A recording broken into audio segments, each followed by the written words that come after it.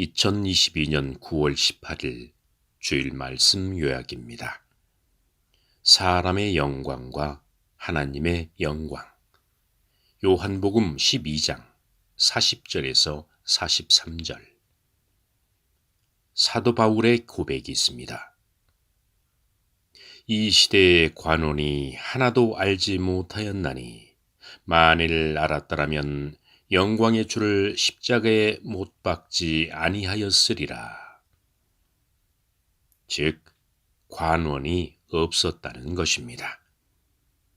권력의 힘으로 예수님을 보호할 수 있었지만 그 한 명이 없었습니다. 그러나 성서에는 예수님을 믿는 관원이 많았다고 기록되어 있습니다. 왜 예수님을 지키지 못했을까? 회당으로 추방당하는 것을 두려워했습니다. 관원들은 예수님을 지키는데 마음을 다하고 뜻을 다하면 됩니다. 목숨을 다할 필요도 없습니다.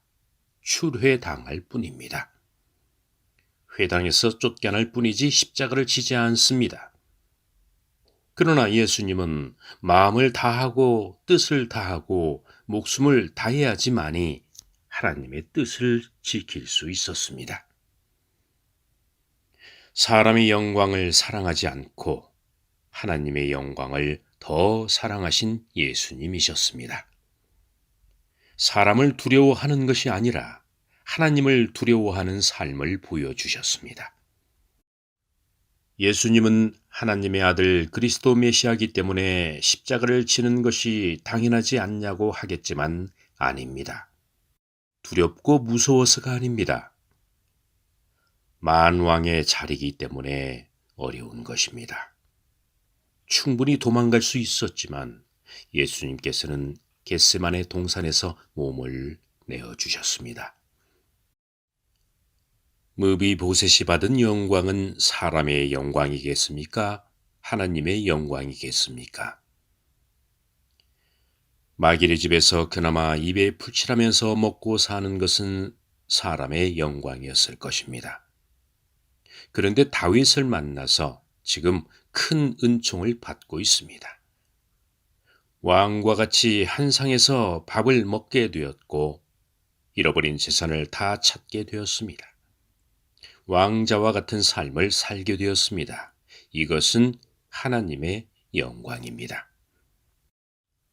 다윗을 죽이고자 했던 사울 왕은 다윗의 원수였지만 다윗은 그 집안의 핏줄을 멸절시키지 않았습니다.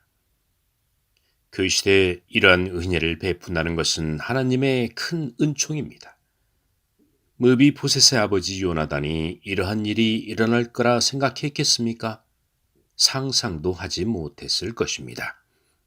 그저 자신에게 주어진 하나님의 일을 했을 뿐입니다. 그가 살아생전에 다윗을 알아보았고 다윗과 한 약속을 지켰습니다.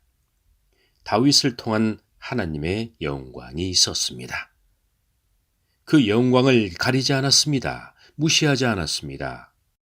명예와 권력에 눈이 멀어서 시기 질투하는 자가 아니었습니다. 결국 후손이 축복을 받았습니다. 사람의 영광이 아니라 하나님의 영광이 빛을 발하게 되었습니다. 이러한 역사는 지구촌 곳곳에서 일어나고 있습니다. 이 말씀을 듣는 그리스도인들의 삶 속에서 확대 축소되어 반드시 일어나게 되어 있습니다.